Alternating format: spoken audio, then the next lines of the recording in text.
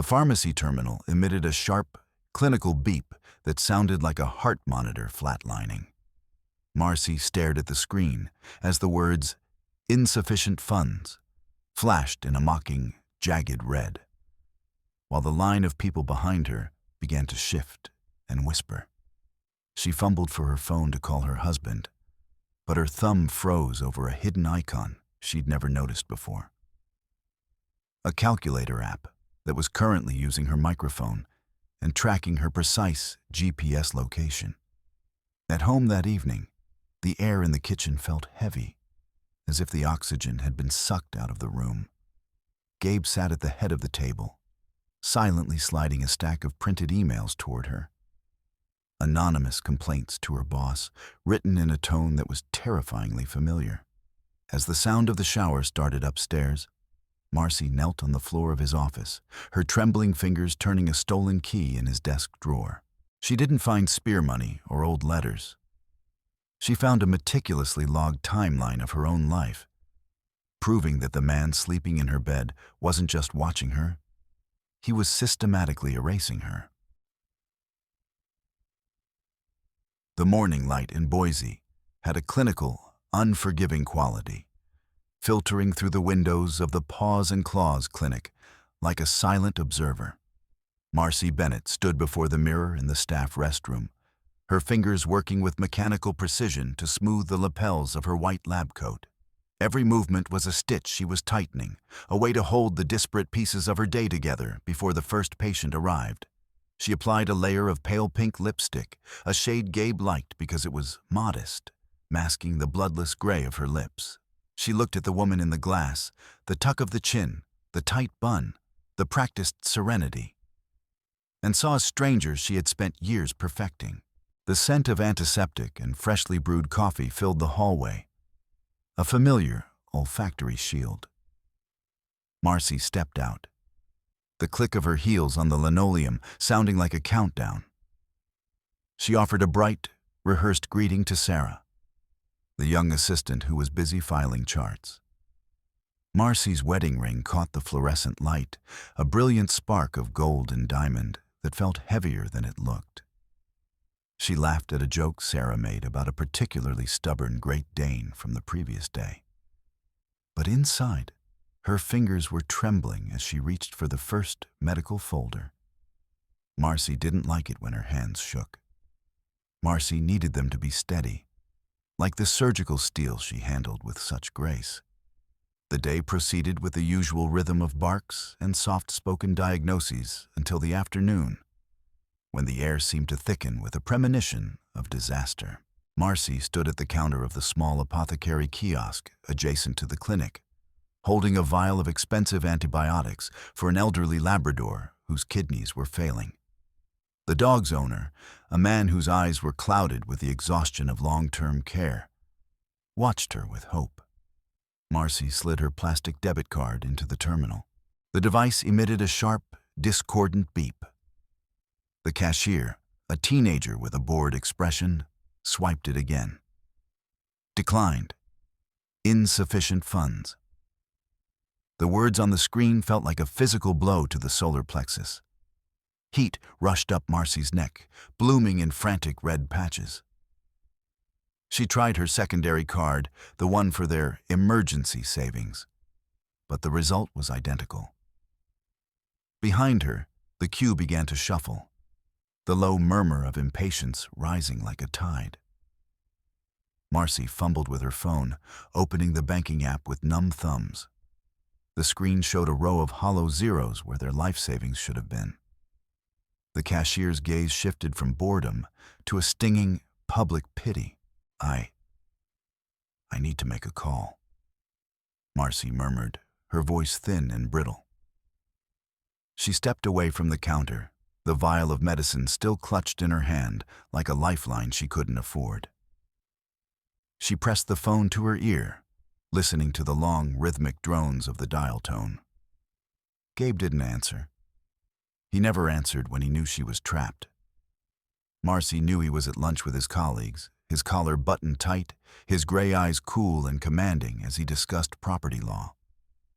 She sent a message, then another, then a fifth, her prose becoming more desperate with every character. "Gabe, the cards aren't working. I'm at the pharmacy. Please." The little icons remained unread, a deliberate silence that felt like a hand tightening around her throat. She looked at her reflection in the pharmacy's glass door. A woman in a white coat, supposedly a professional, unable to pay for a bottle of pills. Gabe was leaving her alone in this theater of shame, and the realization was a cold stone in her belly. The confrontation at home that evening didn't start with words. It started with the sound of paper hitting porcelain. Gabe threw a stack of printed bank statements onto the kitchen table, right into the center of Marci's untouched dinner. He didn't shout at first. He spoke with a terrifying, measured softness that eventually escalated into a roar that made the veins in his neck bulge. He pointed at a line item for dry cleaning, then at a grocery bill from 3 weeks ago. "You're a black hole, Marci." He spat, his face darkening to a bruised purple. "You spend as if money grows like weeds in the backyard. You're driving us into the ground." Marci tried to mention the antibiotics, the necessity of the dog's life. But Gabe cut her off by slamming his palm against the oak table. The silverware jumped. A fork clattered to the floor, the sound echoing the sob she caught in her throat. Gabe loomed over her, his shadow stretching across the kitchen, turning the room she had decorated into a witness stand. He reached into his leather wallet and slowly, agonizingly, counted out 3 $20 bills. He placed them on the edge of the dresser, pinning them down with a heavy brass press peak. "From now on," he said, his voice returning to that horrific, calm cadence, "you will account for every cent. I want receipts for bread. I want receipts for gas." Marci cannot be trusted with the wheel. He stepped closer, his hand covering hers for a moment, squeezing her fingers until the bones groaned. His eyes shone with a cold, predatory triumph. Marci lowered her head, accepting the pittance. She felt small, a creature of shadow, while Gabe watched her from the doorway, with a smirk that never reached his eyes. The professional blow came the following morning. Dr. Miller, the clinic's director and a man Marci had viewed as a mentor, sat her down in his office. He looked older, his shoulders slumped as he pushed a folder toward her. Inside were copies of anonymous emails, vicious, detailed complaints accusing Marci of diverting narcotics and being unstable with the animals. "I have to suspend your surgical privileges, Marci," Miller said, his voice dry and devoid of its usual warmth, "until we can sort this out. The board, they can't ignore these specifics." Marci felt the oxygen leave the room. The dates in the emails, they were days when she had been home late, days when Gabe had been comforting her about her stress. The phrasing was hauntingly familiar, a mirror of the way Gabe spoke when he was being logical. She tried to defend herself, but the words felt like ash. She looked at her hands, the hands that had saved hundreds of lives, and they felt foreign, useless things. The house felt different that night. Colder, more restrictive. Marci lay in bed, listening to the hum of the house until she heard a strange, mechanical whirring from Gabe's office. When she heard the shower start, the heavy thrum of water signaling her window of opportunity, she crept down the hall. The scent of Gabe's expensive tobacco lingered in the air like a ghost. She reached for the bottom drawer of his desk. Locked. She found the spare key in a decorative vase, a hiding place Gabe thought was too simple for her to notice, and turned it. The wood groaned. Inside, beneath a layer of old tax returns, she found the truth. She pulled out a sheaf of bank statements, her eyes widening as she scanned the columns. The account for her continuing education, the down payment for the small clinic she dreamed of opening. It was all gone. Gabe had systematically drained their joint accounts, funneling the money into an offshore entity she'd never heard of. The dates of the transfers coincided with the months he had told her they were struggling and needed to cut back. But it wasn't just the money. Beneath the financial records lay a folder of drafts. She recognized the font. She recognized the biting, intellectual cruelty of the prose. These were the emails Dr. Miller had shown her. Gabe had been the one sending the complaints. He had been destroying her reputation from the same bed they shared every night. He had held her while she cried about the anonymous hater, all while being the architect of her ruin. Marci dropped the papers, the weight of the betrayal making her knees buckle. He wasn't just controlling her, he was erasing her. Without a job, without money, without a reputation, she would have nowhere to go. She would be a ghost, haunted by a man who called himself her protector. She looked at the window, seeing her reflection against the black Idaho night. A trapped animal in a gilded cage. Suddenly, her phone vibrated in her pocket, the device feeling unnaturally hot. She navigated to the system settings, her heart hammering against her ribs. There, hidden behind a generic calculator icon, was a tracking app consuming massive amounts of data. He was listening. He was watching. The camera lens on her nightstand felt like Gabe's unblinking eye. A notification popped up, mocking her. "Where are you?" The shower stopped. The wet slap of bare feet on the tile echoed in the hallway. Marci scrambled to shove the papers back into the drawer, her breath coming in shallow, jagged hitches. She locked the drawer just as the door handle turned. Days bled into a fever dream of surveillance and silence.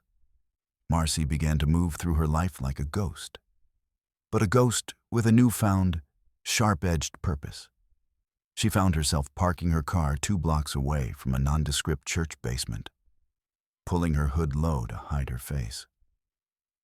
Inside, the air was thick with the smell of cheap wax and the collective, heavy breath of women who knew the exact weight of a husband's love.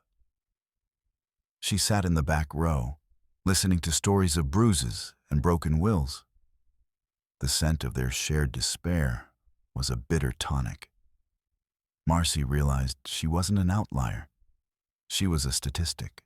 When she returned home, Gabe was waiting. He stood in the entryway, tossing her phone from hand to hand like a live grenade.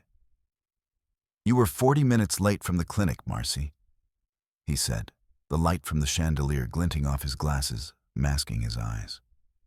"The GPS says you stopped on 4th Street. There's nothing on 4th Street but a church and a liquor store. Which one was it?" Marci swallowed hard, her throat feeling like it was lined with sandpaper. She watched his knuckles whiten around the phone.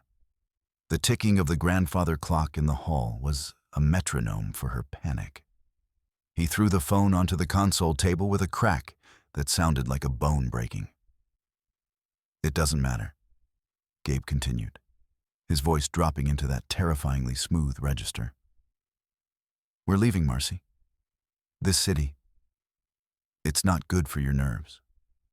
I found a place in Oregon. A farm. No neighbors, no distractions. Just us. A new beginning." He spread glossy photos on the table. A gray, weathered cabin surrounded by skeletal pines. To Marci, the black voids of the windows looked like empty eye sockets. He spoke of the silence of the woods, but she heard only the sound of a prison door slamming shut. He had already mapped the route, a red line leading her into a wilderness where her voice would never be heard. Determined to find the extent of his reach, Marci crawled into the mud under the rear bumper of her car the next morning. Her fingers brushed against a small, cold object, a magnetic GPS tracker. She pulled it off, the road grime staining her fingertips. The red LED blinked in her palm, a digital heartbeat. She felt exposed, naked under the sky. He had been with her for every turn of the wheel, every secret stop. She stood up, only to find Gabe standing by the garage door. He didn't say a word. He simply reached out and snatched the keys from her hand. The Brelok Sobachka clinked against the concrete. "You're clearly having another episode, Marci," he said, his voice a silk noose. He turned the deadbolt, the sound echoing like a funeral bell. "For your safety, I'm taking the car. You need rest. You need to be ready for the move." He disappeared into the house, leaving her in the stifling heat of the garage. She tried the house phone, dead. The Wi-Fi had been cut. The house was now a bunker. She found the modem in the hall, the wires severed and frayed like cut veins. He was stripping her of the world, bit by bit. The isolation grew more suffocating when Dr. Miller visited 2 days later. Gabe invited him in, serving tea with a practiced, somber hospitality. Marci watched from the sofa as Gabe spoke about her breakdowns and paranoia. He produced forged prescriptions for heavy sedatives, claiming he'd found them in her bag. "She's just not herself, Robert," Gabe whispered, his hand resting on Marci's shoulder, a grip that felt like a brand. Miller looked at her with a mixture of pity and fear, the way one looks at a rabid dog they once loved. When Marci tried to speak, to explain the offshore accounts, her voice came out high and frantic, only reinforcing Gabe's narrative. Miller looked away. The bridge was burned. That afternoon, she watched through the kitchen window as Gabe threw her blue surgical scrubs into the trash. He followed them with her medical texts, the heavy volumes of anatomy and pharmacology she had studied for years. He pressed the lid down on the bin as if he were nailing a coffin shut. Marci pressed her forehead against the cool glass, watching her identity rot in the rain. "The house is sold," Gabe announced that evening, dropping a contract on the table. "We leave in 72 hours. Start packing, Marci. Only the essentials." The cardboard boxes in the corner looked like headstones. She began to pack, but her real work happened in the garage at night. She had found his old laptop hidden under a tarp. She plugged in a thumb drive she'd hidden in her medical kit, the hum of the fan sounding like a jet engine in the silence. Tables of figures, offshore routing numbers, and the drafts of the emails to Miller began to transfer. Every percentage point on the loading bar was a heartbeat of hope. The garage door creaked. Marci ripped the drive out, hiding it in her fist as Gabe stepped into the dim light. "What are you doing out here, Marci?" "Looking for tape," she stammered, pointing at the boxes. "For the move." Gabe looked at her hand, his eyes narrowing. But he didn't move. The tension was a wire pulled to the snapping point. The final night in Boise was heralded by a thunderstorm that turned the sky the color of a bruise. Marci was in the bedroom, trying to hide her escape kit. The drive, some stashed cash, and her second phone, under the mattress. The door didn't just open. It exploded inward as Gabe kicked it. He didn't say a word as he crossed the room. He shoved the mattress aside with a strength born of pure, unadulterated rage. He found the box. The sound of the silk sheets tearing was like a scream. He shoved Marci back, her shoulder blades hitting the bedpost with a sickening thud. He ripped the lid off the box and threw the contents onto the bed. The divorce papers she'd been drafting, the bank statements, the evidence of his fraud. They scattered like autumn leaves. Gabe looked at them, and for a second, the silence was more terrifying than any shout. "You thought you were clever," he hissed, his voice a low, vibrating growl. He grabbed her by the shoulders, shaking her until her teeth rattled. "Who helped you? Was it Miller? Was it one of those pathetic women at the church?" Marci tried to twist away, her bare feet slipping on the hardwood. But he caught her at the door. He shoved her down, the floorboards scraping her elbows. The click of the lock was a gunshot. He stood with his back to the door, the key vanished into his pocket. He pulled a silver lighter from his pocket. The flame flickered, a tiny, hungry god. He held the corner of her divorce papers to the heat. Marci watched as the words, "Her path to freedom," curled into black, fragile ash. The smell of burning paper filled the room, acrid and thick. "You're nothing, Marci," he said, tossing the burning remnants into the cold fireplace. "You're a sick woman who needs help, and I'm going to make sure you get it." He turned to her vanity, his hand sweeping across the surface. Her perfume bottles, her mirror, her life, everything shattered. The glass rained down on her feet, thousands of tiny diamonds of grief. He took a heavy lamp and smashed it against the dresser. The room was a wreckage of her existence. He knelt beside her, his breath smelling of mint and malice. He spoke in a whisper, a terrifyingly intimate tone, detailing the private clinic in the woods where she would be spending the next few months. "The doctor's there. They're friends of mine, Marci. They know all about your paranoia. You'll be very well sedated." He stood up, his composure returning like a mask being refitted. He took her veterinary diploma from the wall, the gold frame gleaming. He pulled a serrated kitchen knife from his waistband and began to saw through the parchment. The sound of the blade through the paper was a physical pain in her chest. "The van comes at 8, he said, adjusting his cuffs. "I'm going to finish boarding up the downstairs. We wouldn't want you wandering off in the night." The sound of the hammer from below, thud, thud, thud, was the sound of her world being sealed. Marci sat in the corner, surrounded by the ash of her career and the shards of her vanity. But as the hammer fell, a cold, crystalline clarity settled over her. She reached into the secret slit in the lining of her medical bag, her fingers finding the second phone and the backup drive he hadn't found. She turned the phone on, the blue light illuminating a face that no longer looked like a victim's. She hit record. When Gabe returned to the room, looking satisfied with his carpentry, Marci didn't cower. She stood up. "March 14th, she said, her voice a steel blade. $12,000 to an account in the Caymans. June 22nd, the pension transfer. I have the routing numbers, Gabe. I have the IP addresses of the emails you sent to Miller." Gabe froze. His jaw tightened, a muscle leaping in his cheek. "Those papers are ash, Marci." "The papers are," she said, holding up the small, glowing screen. "The cloud isn't. I've already sent the master folder to Miller and an attorney.